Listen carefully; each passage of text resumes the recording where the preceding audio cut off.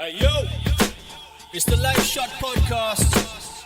Change your world and change the world.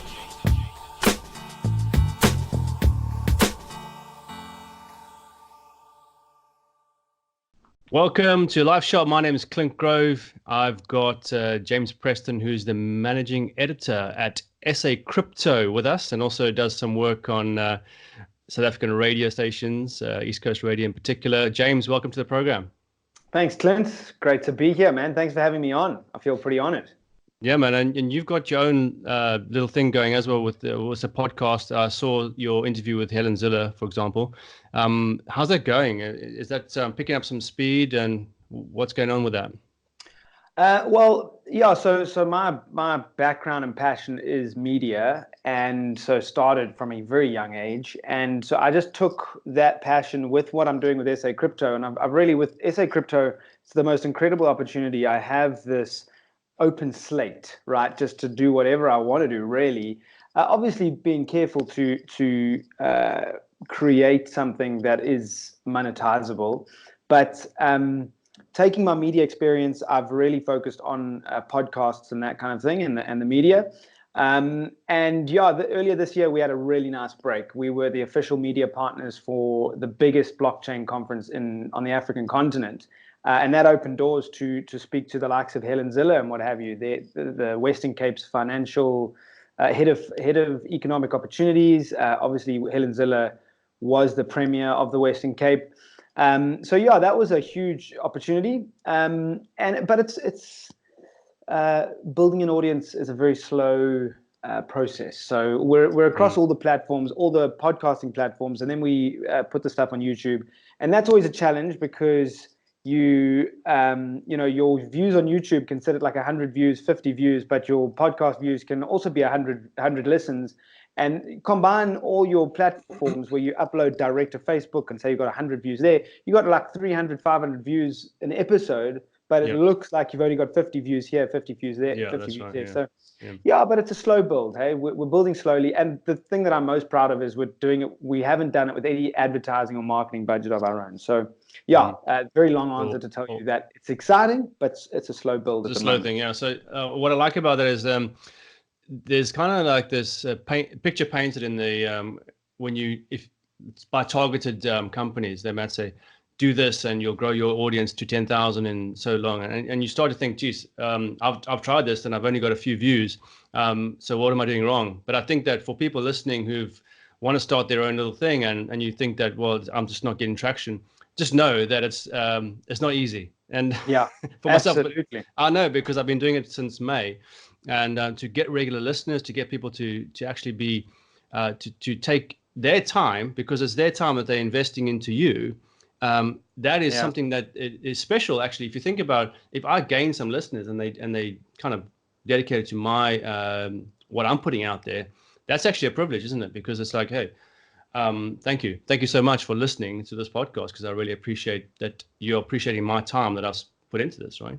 Absolutely. And there's so much content on the internet these days that, I mean, it's so hard to try and get people's attention. So I couldn't agree more. When people do give you their time and their energy and their attention, it's a privilege. It's a huge privilege. So agreed, man. It's a long haul in this new economy. Yeah. So let's talk about today. I want to talk about technology and its impact on our well-being. And I like that one of your things was like the socioeconomic impact that technology can have on us. And you wrote a paper, when was it, in 2011 or somewhere around there, about Bitcoin? Yep. Was it? So the first one was 2013, I think. 2013. Yeah. So tell us about your life journey and what's brought you to working in radio and the media. So how did that all come about? Has it just been organic, or is it something you've always wanted? Look, I think people talk about your passion and talents and what have you. For me, it was just a fit for me. Like, I was always the loud kid at school. I was the loud kid amongst all my friends and at church, and so I acted in the school plays, and I won the dramatics award at school and all that kind of stuff. And I loved just being on stage. I mean, it's Bono talks about it takes a special kind of insecurity to want to be on stage in front of hundreds of thousands of people. Really? And I can relate to that. I thrive on being on stage with people captivated by what I'm saying. And so that was it was in me. So from a young age, I was captivated by radio and TV. Literally at the age of 10, 11 years old, was making my own radio stations, just messing around and stuff. I remember wanting to start at the age of 11, 12, making my own little newspaper and wanted to distribute it around the neighborhood. So that was just who I was from a young age. And then I had this opportunity where I applied to a local Christian radio station. That's actually where you and I met at Highway Radio through your work as one of South Africa's biggest hip hop bands at the time, Spin the Flavor. Thanks for saying that. And you guys. I mean, you're a talented guy, Clint. I mean, I remember your work was incredible. Yeah. So I was 16 when I sent in my demo tape to Highway Radio. I was at high school at the time. I was one of the first kids to have a cell phone, and they phoned me.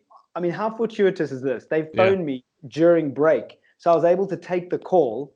Awesome. And they were like, "Can you come in for an interview tomorrow?" And I'm like, "Okay." Now I'm playing it cool here. They don't know that I'm at school. I'm like, "Yeah. I could make 4 p.m." Which means I could get out of school. So off I go.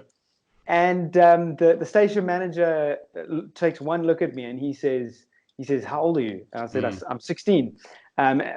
But I responded with a scripture at the time, which was just, I mean, you talk about fortuitous opportunities. You talk about serendipity. On the way to this interview, my mom was listening to Highway Radio, and the preacher was talking about don't let anyone look down on you because you are young, which is actually a verse from Scripture. And so that was the first time I'd heard that. And I, in the interview, I'm like, the Bible says, do not let anyone look down on you because you are young. And I think that had an impact on the guy. So he put me on air right there and then. I started doing traffic, and my career, that was 2001. My career grew to such a point where by the time I was in matric, which is your O levels, I think it is in England, your final year, 12th form, it'd be 6th form, 12th grade. And in that final year, I was doing the drive show. I even had a teacher come to me saying, "Hey, Preston, there's a guy on the radio called James Preston. Is he related to you?" And you're like, "No, man, that's me." Yeah, that's me. So yeah, man, and then it's just grown from there. Being able to go on to work with East Coast Radio, and just then the advent of technology, we can now do it ourselves. I just love it. So working on some stuff at the moment with SA Crypto. I'm really working towards television at the moment, which will be a real dream of mine achieved.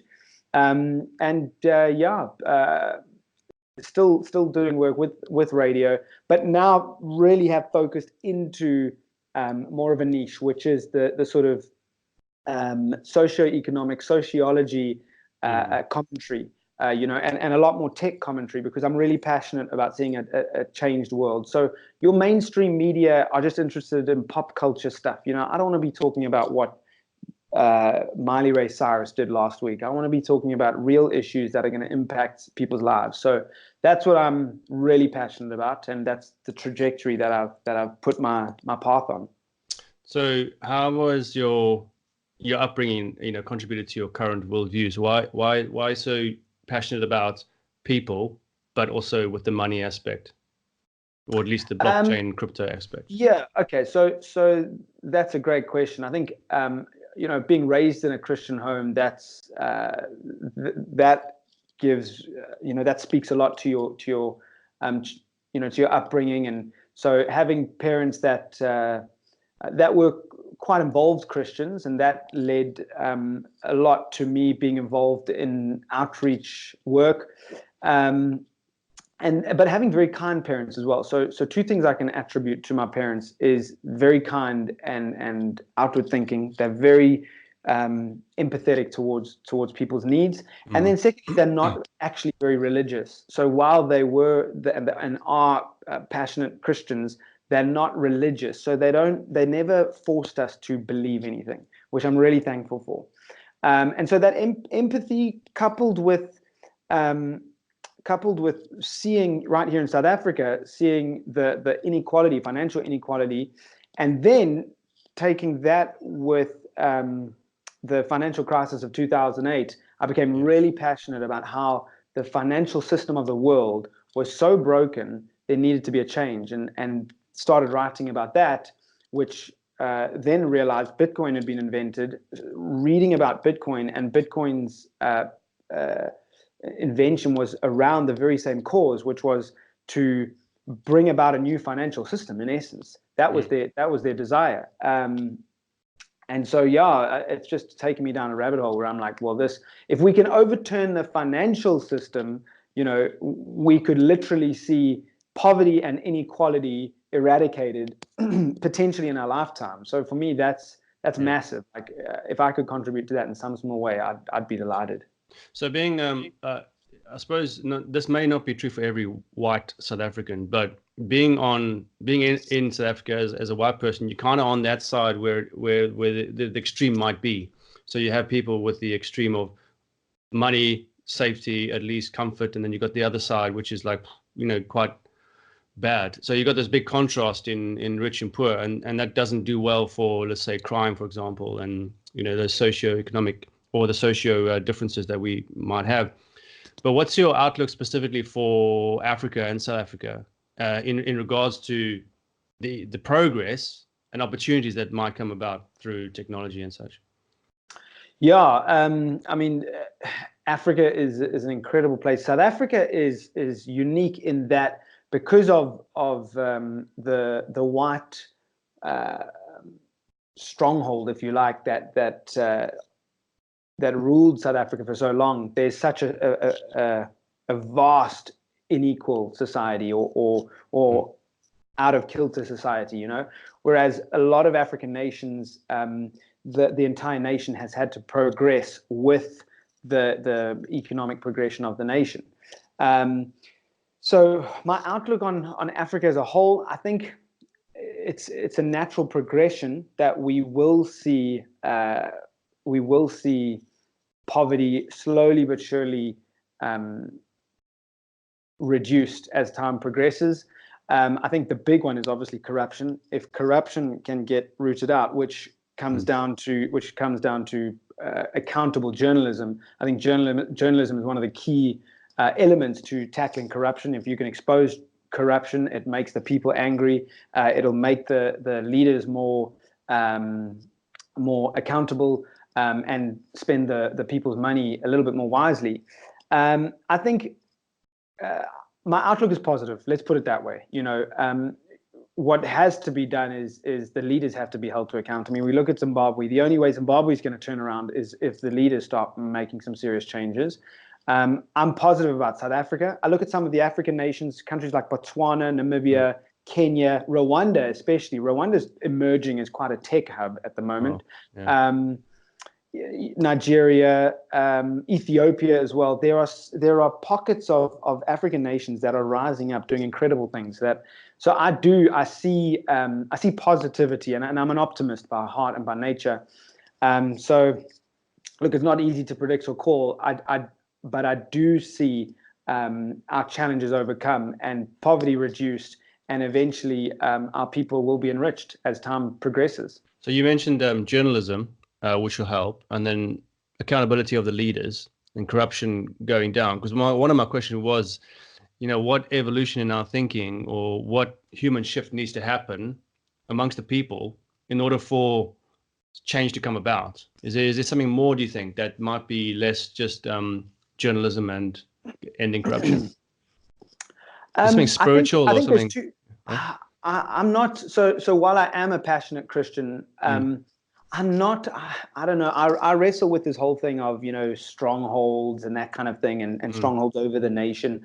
I'm not a huge believer in that. I mean, I look at the Enlightenment of the scientific breakthroughs of Europe, which fed through into America. I mean, that was the people's awareness of science that progressed society. So I really believe that education is key. I think for the people, I think a couple of things. The first thing is entitlement, especially in South Africa. Entitlement has to be addressed. You can't sit around just expecting a job. You can't sit around expecting to be paid for just because you got a job. Now you can sit on it. You can sit at your desk 8 hours a day doing nothing. but you got the job and you deserve the job, therefore you deserve your pay. I think entitlement's a big one that's got to be addressed. Something that really irks me here in South Africa is the litter crisis. You know, people just walk around just throwing their litter wherever they go. And I feel that that's an entitlement thing. People are like, well, you know, the government's going to clean this up. You know, there's people that are employed to walk around and clean this up. So stuff this, I don't need to throw it away. They must throw it away. That's an entitlement attitude, and that's got to be addressed. But then the second thing is, which kind of is in contrast to that that idea, is this anti-socialism idea, which is so strong in middle class environments. Especially big business people. They're such proponents of free markets and capitalism that socialism is almost a plague to them. But I think there is so much space for the state to use and steward the people's money wisely to provide good education, for instance. If we can get that right, and people welcome that, and they say, you know what, the state does have a part to play in uplifting society, and providing things like good quality education, good quality healthcare. But the capitalists would immediately respond, and there's probably going to be some capitalists and free market libertarian thinkers who are listening to this right now and say, "Oh, stuff that, James. People need to work hard and pay for their own healthcare. They need to work hard and pay for their own education." But in South Africa, especially, I've seen firsthand that some people, they had no choice in whether they can work hard or not, because a guy who's working in a mine is working his ass off 9-10 hours a day, but he's only getting the equivalent of $500 to $700 400 pounds a month. But he's working harder than most CEOs, who granted maybe working 12-hour days, but sitting in a comfortable air-conned office, can take coffee breaks, lunch breaks, eat at the best restaurants, where this oak's working just as hard down in the ground, earning 400 pounds a month. You know, so this whole thing of you must work hard, come on, that guy didn't have a choice. He's not educated enough. He didn't get enough. He didn't have opportunities to get a good education, to go to university, etc., etc. So that's where the state has to play a role. And these libertarian thinkers need to just tone down their capitalist freedom. And I'm a capitalist. I believe in capitalism, but I believe that there's a movement called conscious capitalism, which is becoming more and more talked about in these kind of socioeconomic dialogues, and I think though that has to happen, where we're not scared of socialism anymore. Actually, let's just look at how government can steward their taxes wisely and progress their economies and their countries in a better way. Yeah, because it's it makes. I'm also positive about Africa in particular. I read a book called Factfulness. Forget the author now. He passed away recently, but he spoke about how we tend to see things negatively because the media may want to have these stories that are negative because it's more dramatic, it's more powerful to read. People might see this headline and grab that. But he spoke about some very positive things and how Africa has improved over time. But what strikes me is that it can't be left. You just said it yourself. Is that it can't be left to each individual just to try and dig themselves out of that environment. It has to be a collective, let's bring each other up, let's help each other to make this place a better place, instead of, well, you're on your own, buddy, you know, go and try and sort it out. It's got to be exactly. It's got to be like you say, the mindset, I think, has to be, let's help each other out to make this happen. So how does, thinking about this tech that you're involved in, say blockchain, for example, how's it going to help someone who lives in a shack there in, you know, Umlazi somewhere? It might not help in this lifetime, but how would it help eventually, do you think? Yeah. Well, that's a key point you raise. It might not help in this lifetime, but how it will help is, for me, a very big thing. And again, now I'm contradicting myself. I've just had a whole rant about how the state does need to be involved in helping societies. But where the state has too much power, in my opinion, is the power over the economies. So you look at the big banks of the world, the IMF, the Federal Reserve Bank, these central banks, what they do is they see the economy faltering. And so in order to prevent it from faltering, because here's the big thing, governments hate the economy faltering because it affects their GDP. They might lose their position as being the number one economy in the world to China. Even worse, the Republican Party might lose the next election because they're the ones who caused the economy to slow down, and retract.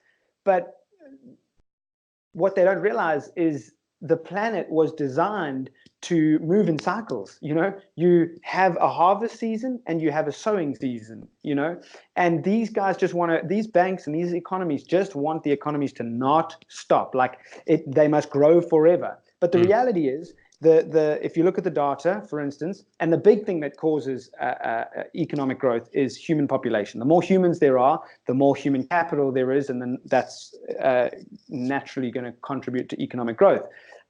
But the data shows that we're going to cap out at approximately between 9 and 11 billion people at the current trajectory of birth rate. We're going to cap out the human population at around 9 and 11 billion people, right? So once our population stabilizes and eventually will decline, the more educated people get, we're going to see less people having kids. You look at Japan and other and Scandinavian countries. Slowly go down. It'll go back down. Then what do? Your economies are naturally going to decline as well. So this whole idea of eternal growth is a man-made, manufactured idea for the politicians to stay in power, right? So how do they do it? They literally, and it's a very simple summary, but it's a lot more complex than this, but they literally print more money into the system, right? So they hold the power to create money. It costs about $1 to make $200 bill, right? So the money it costs to print that money and then put it into the system to buy back government bonds, etc. And it's a very complex system. They're literally printing and making money. And the more you do that, the more you devalue the currency. And so now there's old, let's call him Mark, living in the gold mine, earning £400 a month. His £400, he's going to earn about 9% increase per year, right? So his £400 then becomes £436, right? The next year. But he was paying all his groceries every month would cost about £200, right? Next year, it's not going to cost £218. It's going to cost £230. But his income went up 9%, but his expenses have gone up about 15%. And that's what's happening.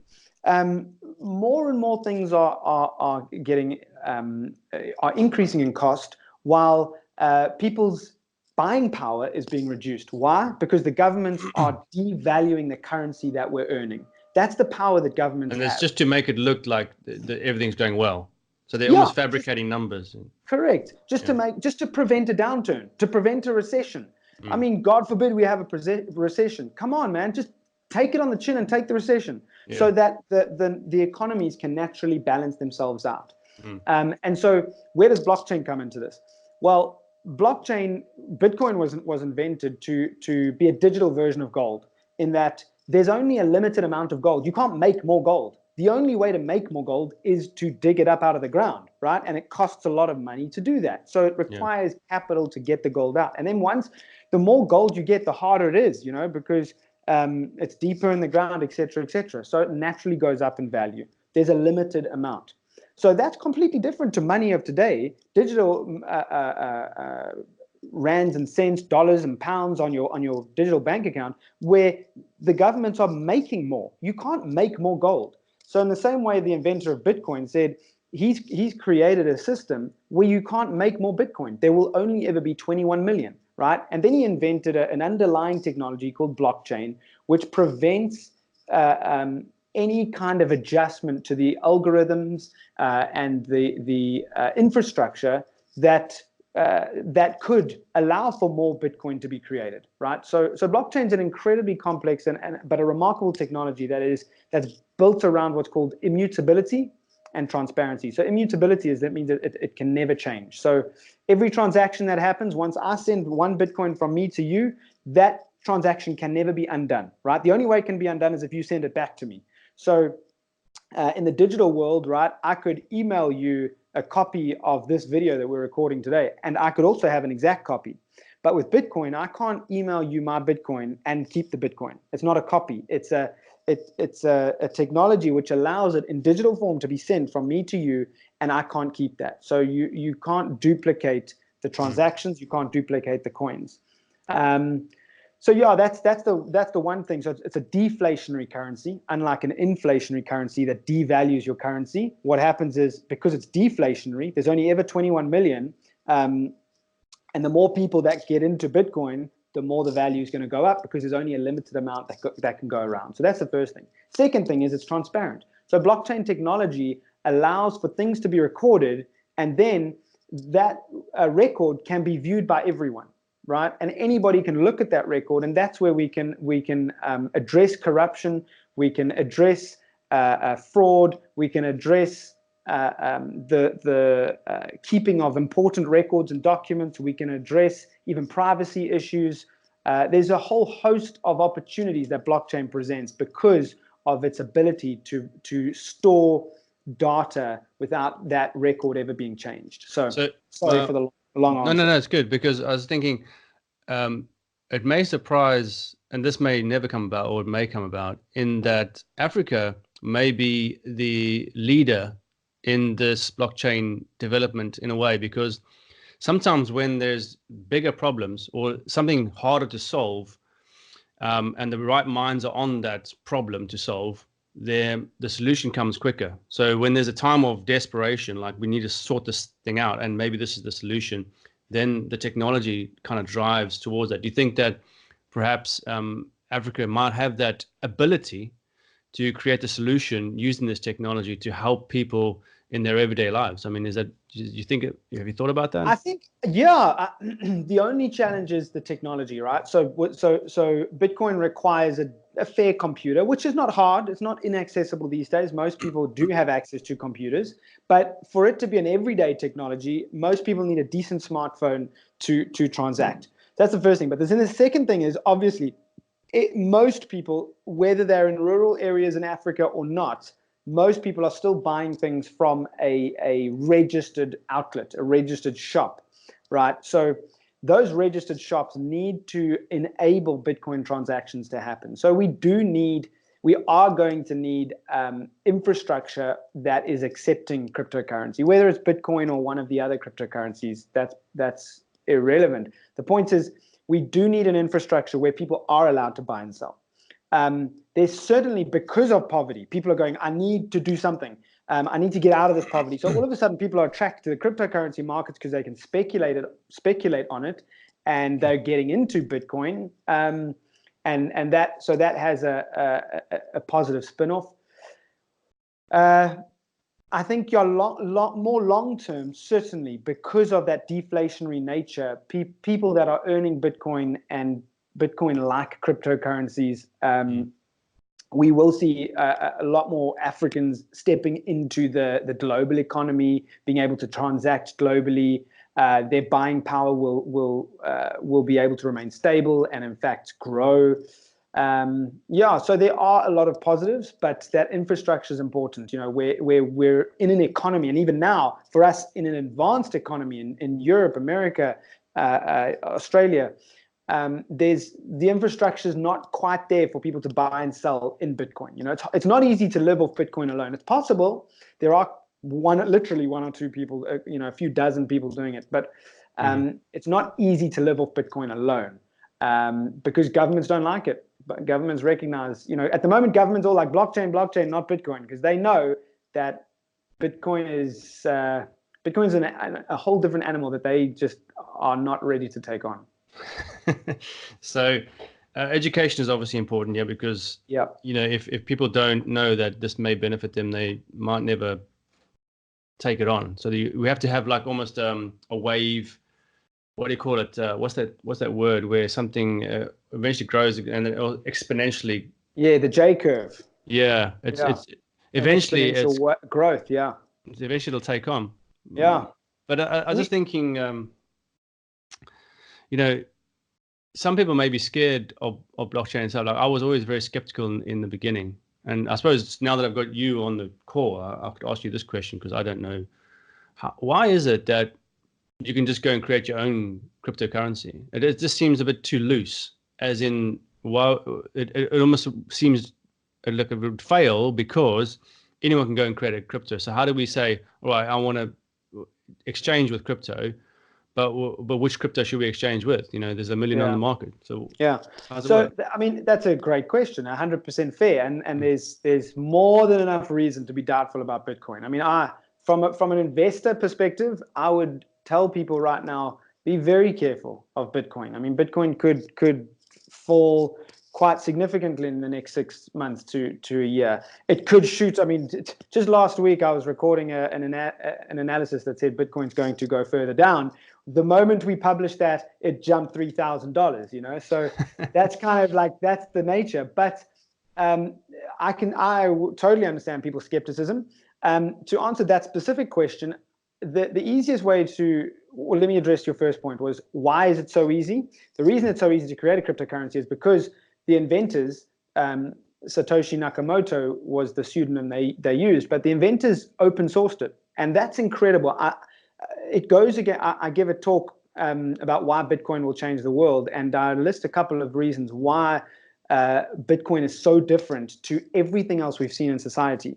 And one of them is that two big ones are, the first is he open sourced the technology. So he literally said, I'm not copywriting this. Anyone can take it and do whatever they want with it, because I just want the technology to get out there and let evolution take its course. In the same way that the market decided that VHS would be the better option than Betamax.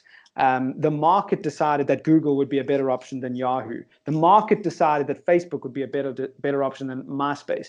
And so he was open-handed. He was like, you know what? I'm open sourcing this. Here's my technology. I'm going to run it. I'm going to run Bitcoin. This is what I'm calling mine, but it's open source. Do whatever you like. This is the code that it's going to run on.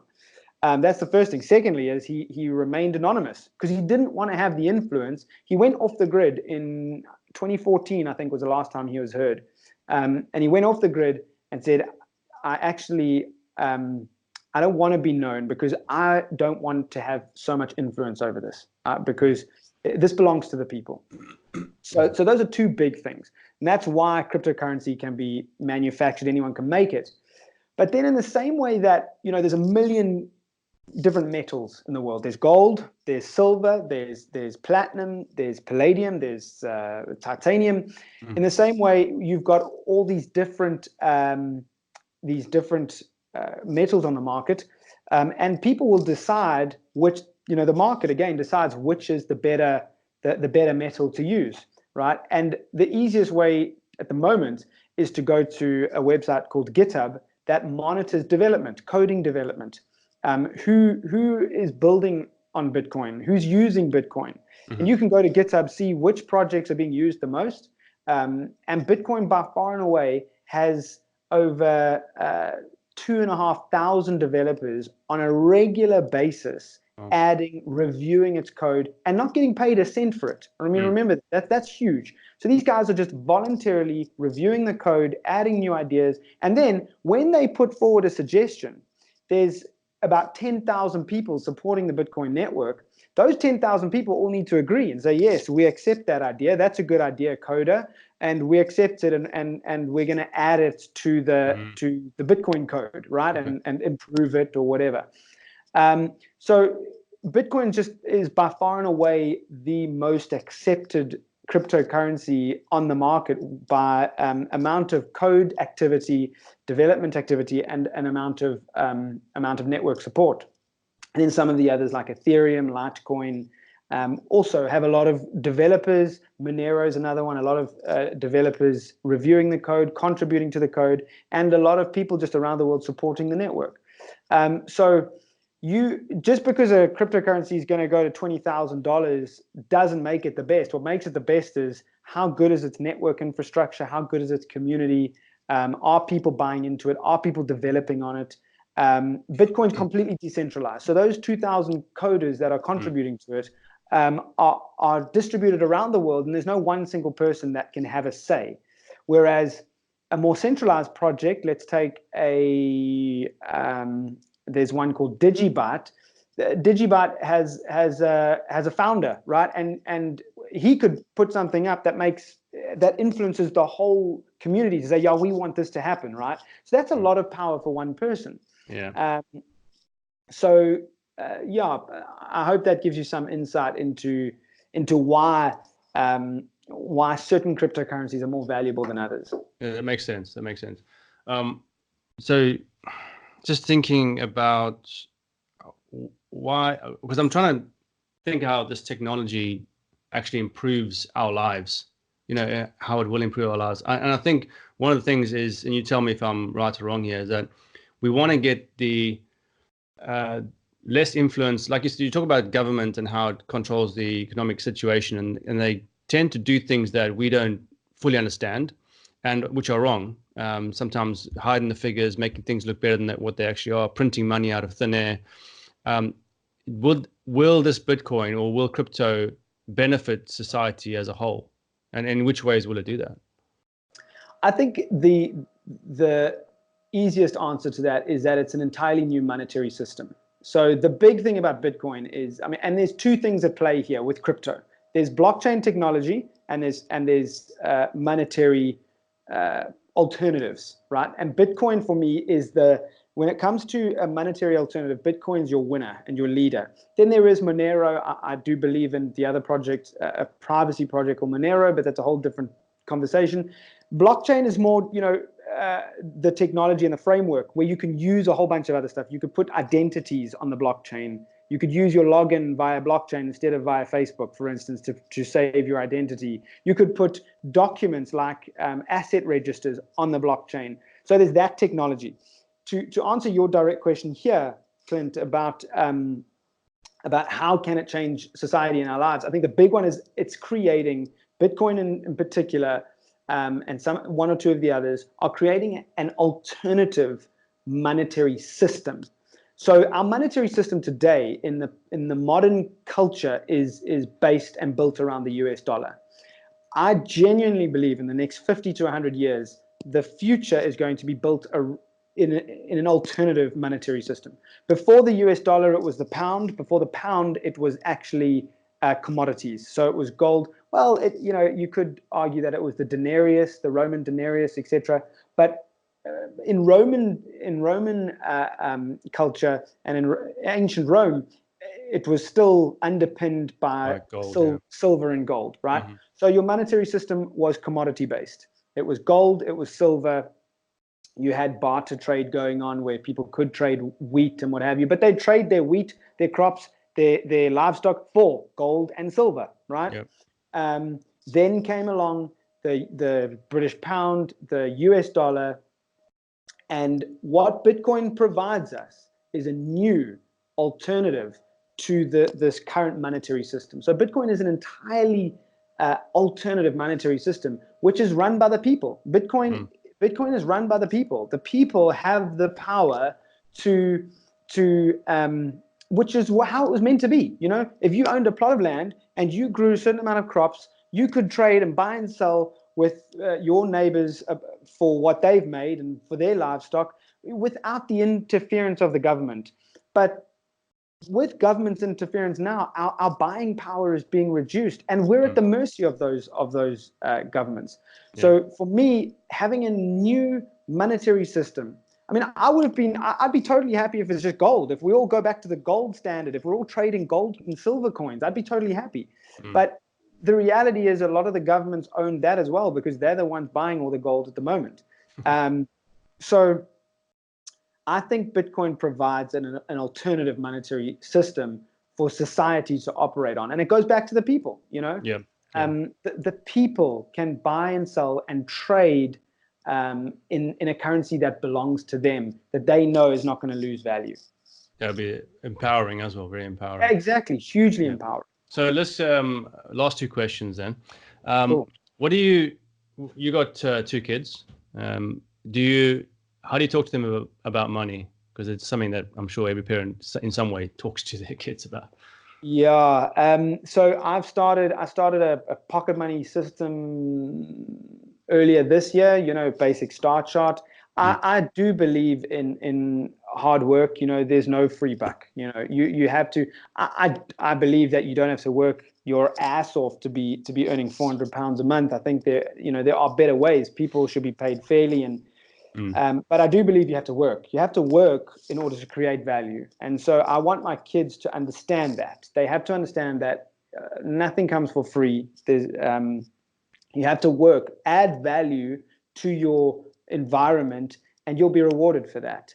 And so that's really the key. And whatever monetary system we're in, whether it's the gold standard, whether it's the fiat currency, US dollar standard, whether it's the Bitcoin cryptocurrency age, the reality is they're still going to need to work and create value in order to be rewarded for that value. I like that saying, because I was listening to Siam Kidd. He's a guy here in Norfolk here, and he's a business coach, and he says that money follows value. So that's exactly in line with what you're saying. And absolutely. And so I think I just, with the star chart thing that I've introduced with my kids, it's just really for them to understand that create value, add value to our environment. Pick up your clothes, take your school bag out the car and put it in your bedroom, and then taking it then once a week, giving them a reward for the amount of stars they've got.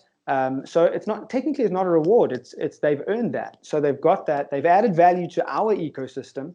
They get a return, and then I'll take them to the store and they'll buy whatever they want. Or my son now at the age of 7.5 is starting to realize that he can hold his money and buy himself a new Lego set or whatever, So I really want them to understand that. And at the moment, that's the way that I've started that process off. It's a powerful teaching for kids to realize that they can add value to the family unit. Yeah. In that way, get rewarded as well. Not necessarily that they want to do everything for a reward in particular, but it could be just, hey, I'm proud of you, son. He's like, yep, that's my reward. Just dad's proud of me. Absolutely. And I wish my parents had done the same. I think, it's taken me a long time. I'm 34 now. It's taken me a long time to realize, yes, you got to work your ass off to make it in this world, Yeah, you do. That's what people need to understand. And I think the sooner people realize that, the sooner they can create a better life themselves. So you mentioned going into television media as well. So my last question for you is, where is life taking you in the next 10 years, and what do you hope to achieve within that time? Oh, I'm a big dreamer, and if I had to share with you all my dreams, your listeners would probably think I'm crazy. No, so 10 years, I think for me, I want to grow SA Crypto to an international platform. There's 5 or 6 international platforms like SA Crypto, Cointelegraph, CoinDesk, Crypto Potato. These guys have all done extremely well. And I want to grow SA Crypto to become the leading platform. And I'd like to grow it beyond crypto, to be honest. Because I'm a passionate tech person. I mean, I got into crypto because of my early adoptive sort of tech research. And so, I'd like to, that would be a big thing for me, to be able to see SA Crypto grow to an international platform that's speaking to culture and inspiring people to believe in a better world, collaborating with companies like Singularity University, for instance, Peter Diamandis, Ray Kurzweil's material. If I could collaborate with those kind of people from my media platform, creating content, creating television, video, audio content that is being distributed around the world, then and we're a successful business as well. We're able to sell advertising on that platform. Then for me, I think we've made it. Personally, I've got my first book coming out, which I'm really excited about. And I'd like to step into fiction writing, actually, like sci-fi writing from an optimistic perspective. I think there's a lot of pessimistic sci-fi writing. Okay. George Orwell's 1984 makes a lot of people uneasy. Are we living in an Orwellian society today? I heard there was a book almost to the contrary. So there was this George, that one you mentioned, because I read it in the book somewhere, and then there was this other guy who was writing about sci-fi, and it was almost like these two opposing futures that might appear. Yeah, I actually read that too. I need to, I think it's called A Brave New World. a lot of people speak about A Brave New World being a contrast to George Orwell's 1984. But I'd like to write a lot about, I just love writing. I love sitting down at my desk and just punching out words. If I could get to a place in 20, 30 years' time where I've got my own little space and a lacquer writing spot where I can sit down and just write books and stuff, I'd be in my element. So you say you got your new book coming out. Is that one fiction or is it not fiction? No, so that's non-fiction. So yeah, that was just a kind of bunch of events that led to me putting out this book, just helping businesses understand what is this blockchain thing, what is it all about, you know. So I wrote a book called Blockchain for Business. I haven't even settled on the title yet, but hopefully that'll be out end of this year, which I'm excited about. Yeah, man, and in 10 years' time, I'd like to say at least 3 fiction books. And yeah, so it's the dreamers it's the dreamers like yourself who can, through fiction writing, can actually affect the future as well, I think. Yeah, and I certainly, you know, there's a whole bunch of personal ambitions and goals. Like I'd love for my business to be successful enough that I can employ people across Africa, you know, and giving back to South Africa, building into South Africa. I mean, for me, that tech platform that I spoke about, that tech media platform, if that could be based in Durban, I would be delighted, because so little comes out of Durban. You know, people see Cape Town and Joburg as your big cities in South Africa that produce all the international quality work. I would love for I mean, can you imagine a TechCrunch.com like website, like platform based in Durban? Like that would be huge, which I would love. And I would love for that material that we're producing, inspiring people to believe that we can change the world, we can make it better, and then helping them find how they can fit into that. So you actually were born in England, weren't you? Yeah, I was, yeah. Surrey, yes. Guildford, Surrey, moved out here in 91. So I like before I moved to England, I was very much a South African proponent. I didn't want to move out of South Africa. I was like, yes, we've got to stay. We've got to make this place better. But life happened and I just found myself on the other side of the pond, or at least the northern hemisphere. But is there you sound like you're very positive about Durban and South Africa, but you still got the option, I suppose. But you know, your passion for the country is quite admirable. And do you think that others should adopt a similar, positive mindset? That's a hard question. I would like to see less South Africans flying out of here. I mean, there's no two ways about the fact that immigration is through the roof, and cars are going on sale, houses are going on sale left, right, and center. And I would like to see less of that, but I understand why. I mean, I'll be honest, I've seriously considered going back to the UK. My wife, on the other hand, is dead against it. She actually has fears of me saying, okay, that's it, family, we're going. Because, I'm a British citizen, I can walk in at any time and rebuild my life. My brother did that. My brother has moved to London 3 years ago. He went through a really rough patch. He just sold everything. I was like, stuff it, I'm going to London, and he's rebuilt his life.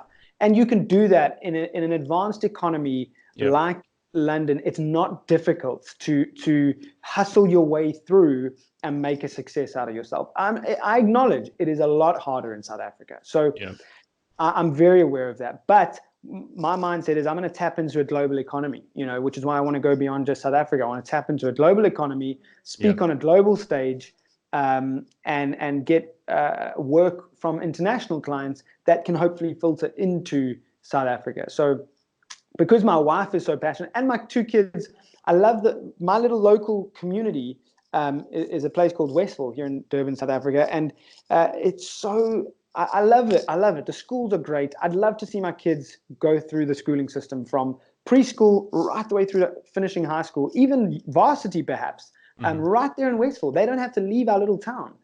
And I don't know what Westville is going to look like in 20 years' time. Is it going to, is crime going to get worse? I just have to be positive and hope not. And because my wife is so passionate, plus I really do love Africa and I love South Africa, and we've got this little community, I'm going to give everything I've got, man, and really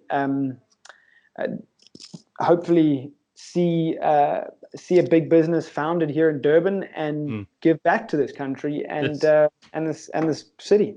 It's great. You know, James, I definitely need Durban and South Africa definitely need more people like yourself who are positive about the country, want to make change, want to give back to the people, and make sure that we start to bring people out of those bad places of almost powerlessness and fear, you know, about their lives and what they, because they might be born into poverty, born into a poor situation with no opportunities, and the more opportunities we can create for them. And that's what you're doing there. And so just, you know, well done on doing some great work there. And I wish you all the best and success for your plans coming up in the future. And it's been great talking today on the LifeShot. Thanks, Clint. I really appreciate it. Like I say, it's an honor to be on. And I admire your work. I really am impressed with what you've developed with LifeShot, and wishing you all the best. And hey, man, let's hope to see some big success in the short to middle, what would be the near to mid distance future. Yeah, definitely. Yeah, onwards and upwards, my man. Keep positive. Absolutely. And I think the last parting shot I would just say is that I think it's a lot about mindset. It's keeping that.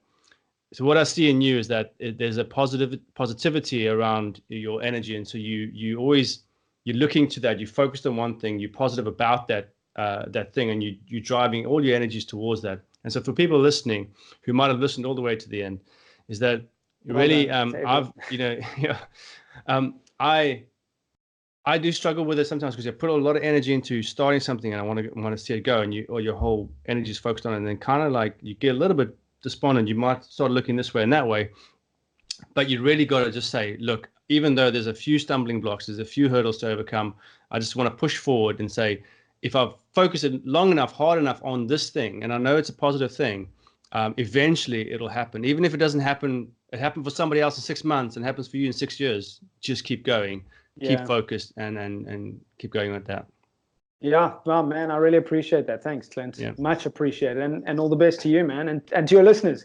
Just, I think if I could leave my parting shot to your listeners and to your viewers, it would be sincerely believe that we can make a better world. Remember that our minds are designed through evolution to be negative, to respond to negative news. You know, in ancient times, when we were hunter-gatherers and we heard a rustle in the bush, our brain would immediately think that could be a tiger because it could kill us, you know. And so we respond to negative news before responding to positive news. We're designed to respond negatively, but we have to make a better world. We have to believe that a better world is possible. And I'd encourage you, bad news sells because of that evolutionary nature of the human mind to respond to bad news. That's why bad news is everywhere and so prominent. But I encourage you to look for the positive news and believe that we can make a better world, and that you can contribute to making that better world. Just find your place in it. So thanks again, Clint. Appreciate the time. Thank you. Great advice. Thanks, James. It's been great.